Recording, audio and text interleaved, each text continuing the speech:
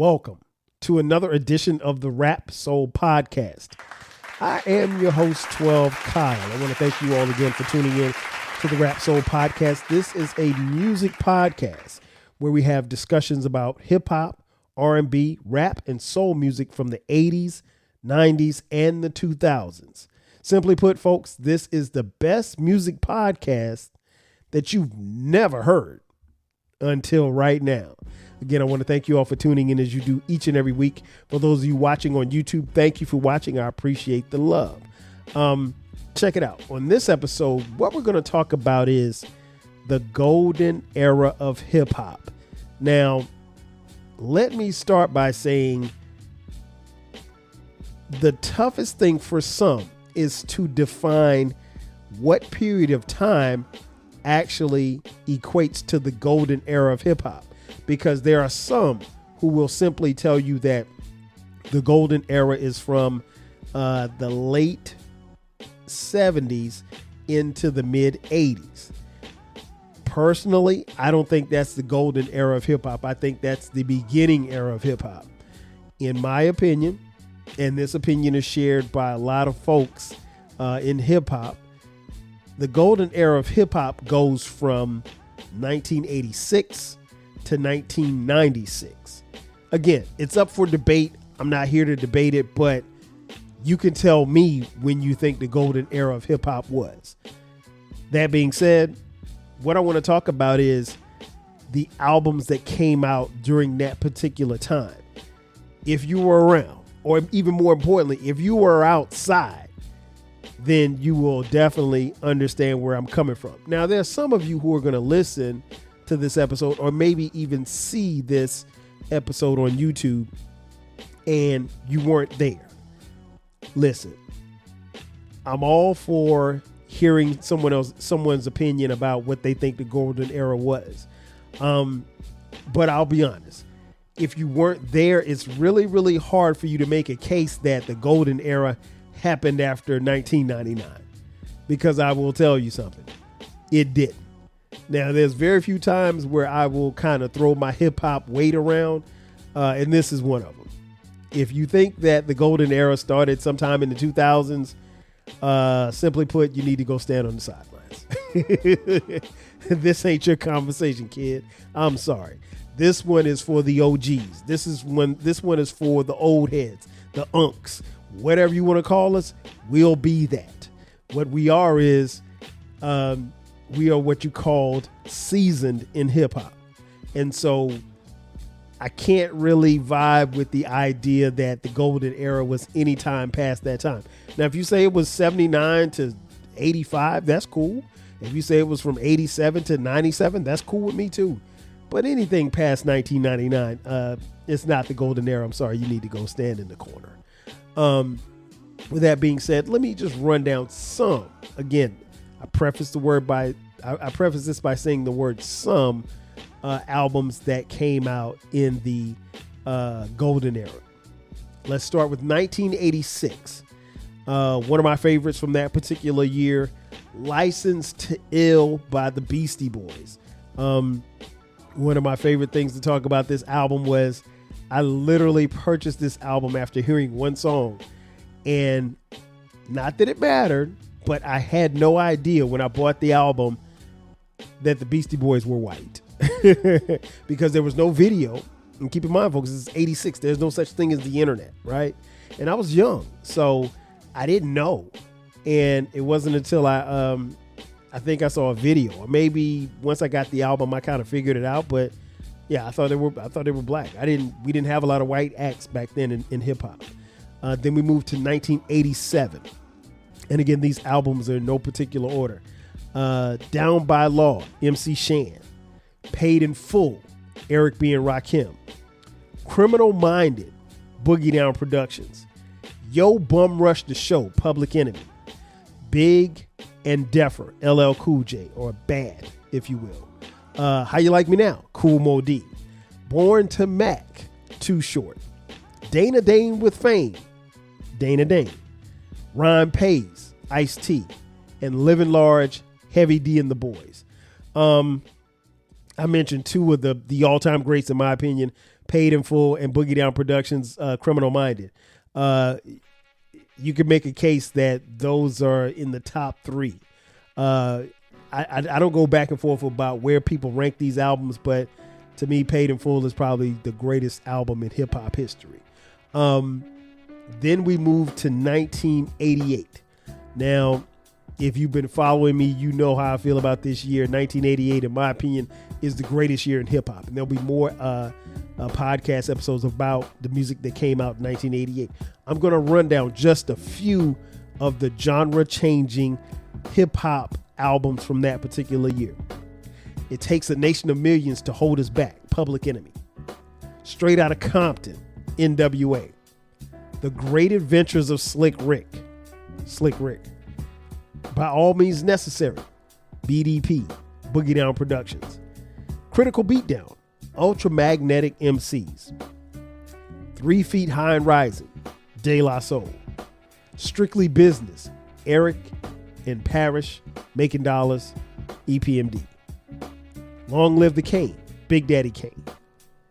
Easy Does It, Eazy-E. Going Off, Biz Markie. Follow the Leader, Eric B. and Rakim.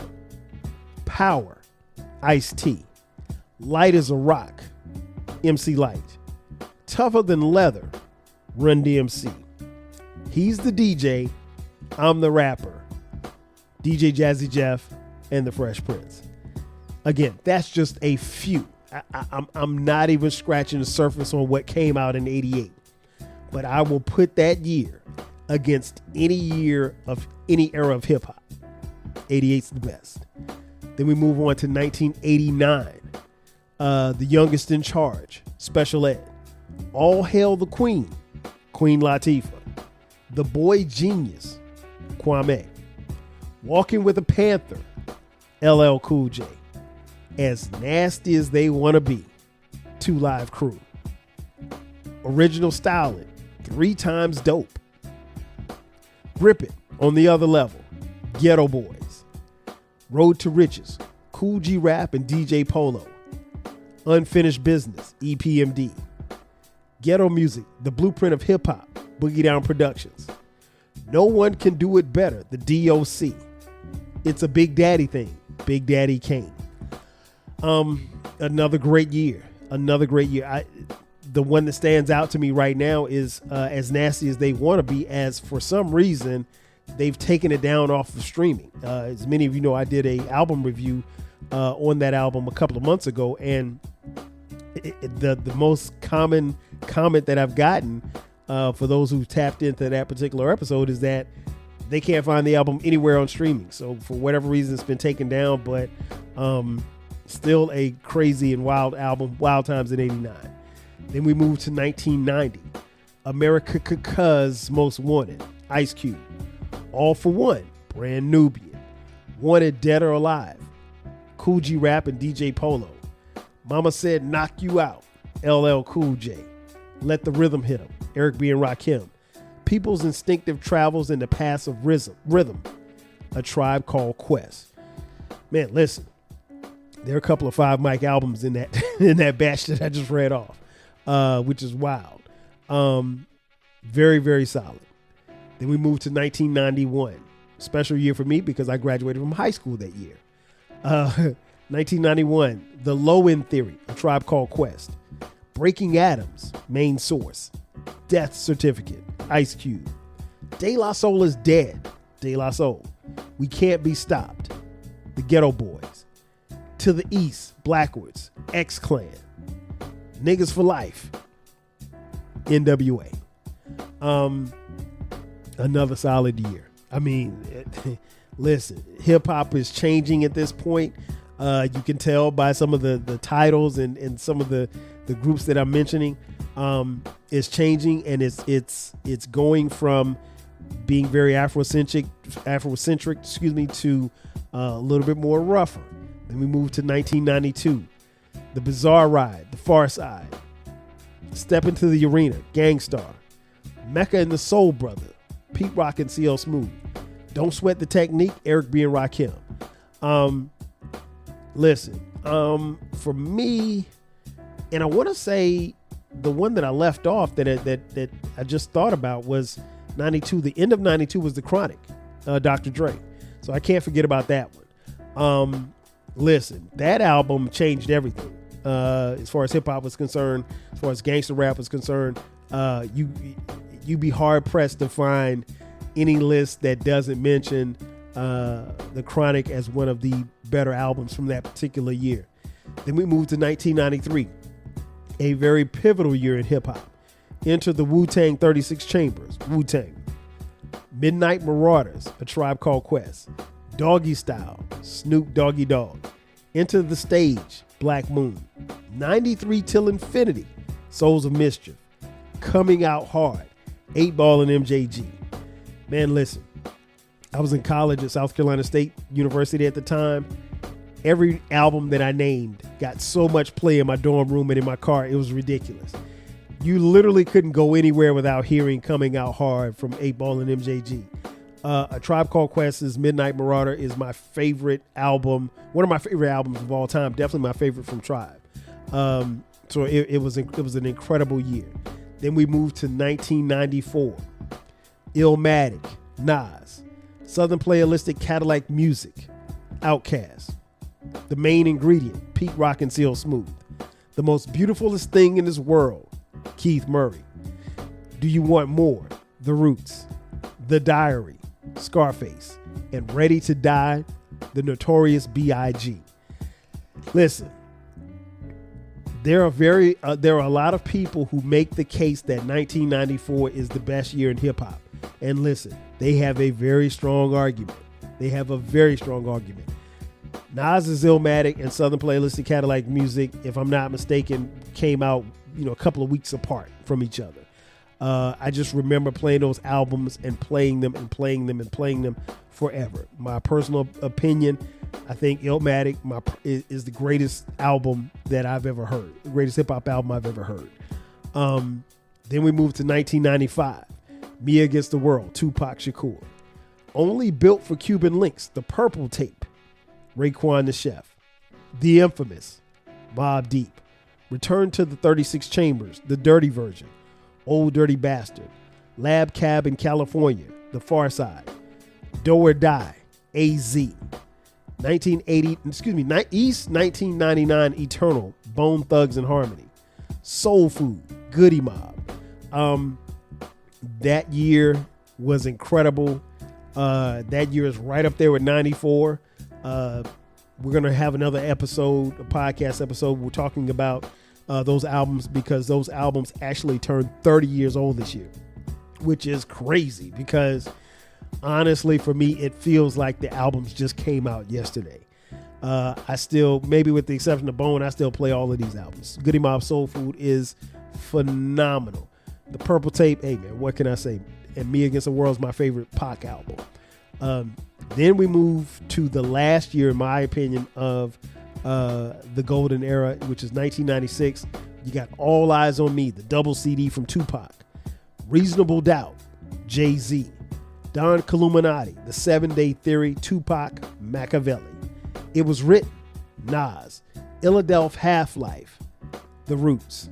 And Muddy Waters, Redman. That list of albums that I just read right there, again, to this day, I still play them to this day, and they are all incredible. Again, I don't want people to listen or watch this and say, "Oh, well, you forgot that." No, I didn't forget. Just for time, folks, because I literally could be here all day listing these albums. But what I wanted to do was just put this out here because I think when I make a case for 86 to 96 being the golden era, I don't know that you could put together another 10-year period or 11-year period or 12-year period and say that that's the golden era that would top this. This era, I think, was incredible. One of the things that I love about this music is that it really exemplified the diversity as far as the artists and the music that we heard and how it looked, how it felt, how it sounded. You felt music you felt hip hop particularly in a different way in 1996. But I'll be honest, it hit me the same in 96 as it did in 86. I was a hip hop junkie. One of the beautiful things about hip hop at that particular time was that you had to be invested in the music. What I mean by that is you had to pay for the music. You know, you couldn't just type it in on your phone and it popped up. You had to physically get in your car or catch the bus or catch the train. You had to drive or transport yourself somewhere to a record store or what have you, or a store that sold music, and you had to purchase the music with your money. And so if you were like me and you didn't really have a lot of money at that time, sometimes you had to make decisions as to what music you were going to buy and what music you were going to leave on the shelf. And sometimes that was a difficult decision because you wanted more than probably what you could afford. But in doing that, you also knew that the music by and large was going to be good. Like, you know, some of us, we waited for the reviews from the Source magazine before we actually purchased our music. Others of us, we bought it sight unseen or heard just because we knew the artist, or we liked the artist, or we liked the album cover. So we were really, really heavily invested in whether or not the music was actually good or not. And I don't want you to get it twisted. There were times where we purchased music and it wasn't as good as we probably wanted it to be, and we felt like we wasted our money and our time. But that didn't happen a lot during the golden era. I'll be honest. At least it didn't happen to me. Most of the music that I bought was really, really dope. And most of the music that I bought during this period of time, I still listen to. Like, I can honestly say every album that I named, maybe with the exception of the Bone Thugs and Harmony album, I've heard that album within the last year. Don't Sweat the Technique. I don't listen to Don't Sweat the Technique. As big a fan as I am of Eric B. and Rakim, I hate that album. It's just not that good. But every other album on this list I've heard within the last years. Some of these albums, like the ones from 96, 94, 88, I listen to these albums literally every month or every other month. The 96 albums, 94 albums, I probably listen to those albums, you know, a couple of times a month. Like and I have my favorites. Like Philadelphia Half-Life is one of my favorites from 96. Is it the best music from 96? No, it's not the best album, but it's my favorite album from 96. It's an incredible era. Another thing that made this era very special was the fact that the music was exclusive, and you had to get it. In some cases, if you did not get the album the day that it came out or the week that it came out, there was a chance that you may have to wait. So imagine your favorite album comes out. Let's just say, and I saw this happen firsthand. It's 1993. Snoop Doggy Dogg comes out with the Doggy Style album. And literally, when you go to purchase the album, you go to the store. The night the album dropped on a Friday. I'll never forget it. The album dropped on a Friday, went to the record store at midnight. Well, we got there probably about 11:30. There was already a line out. The record store was at the mall, so there was a line outside the mall. We cut the line, of course. But I know a lot of people that got the album that particular night, right? And then some got it the next day. Well, the album came out on Friday, but by Sunday, the album was sold out. Like, you couldn't find it nowhere. No record store, no Sam Goody, no Best Buy, nowhere, right? And people were upset because they wanted a Doggy Style album. This album sold like over 800,000 copies in like 2 or 3 days, right? It broke all kind of records. But imagine you wanting to get this album and you can't get it because it's gone. And then you call the record store, hey, when will you have the Doggy Style? Oh, we may have some copies in tomorrow. You have to call back. Hey, can you hold this album for me? No, we can't hold the album for you. That's exactly how it was. It was a wild time. Listen, there's very little that could compare to it. If you lived it, you know exactly what I mean. If you didn't live it, then that's cool too. But what a time to be alive. What a time to be alive. Before we get out of here, I wanted to present this to you because there's going to be more talk about some of these albums from the golden era. We're definitely going to talk about the albums from 1995, as these albums are turning 30 years old this year. But yeah, hit me up. I would love to hear your opinion, what you think about this episode and what you think about these albums, and tell me what you think as far as the golden era. If you don't get it from, if you don't think it's from 86 to 96, tell me what time frame that you think is the golden era. Again, if you say anything beyond 99, I'm not. I'll entertain you, but I'm not listening to you. It is what it is. Ladies and gentlemen, that's going to do it for me. Thanks again for checking out this edition of the Rap Soul Podcast. Be sure to subscribe to the podcast. We drop new episodes every Monday, and starting this week, we will drop new episodes every Friday as well. So you're getting 2 episodes a week of the Rap Soul Podcast. If you're on YouTube, thank you for watching. We appreciate it. Download, subscribe, share this podcast with a friend who loves music as much as you do. If you're on Cash App, you can hit us up and support the channel. $ TWELVEKYLE. Also, we're on social media, Rap Soul Podcast. You can hit me up, 12 Kyle, across the board. Again, I want to thank you all for tuning in as you do each and every week. Again, this is the best music podcast that you've heard, because you just heard it. Once again, I am out of here. I'm your boy, 12 Kyle. I'll catch you guys next time. 5 G's. Cheer.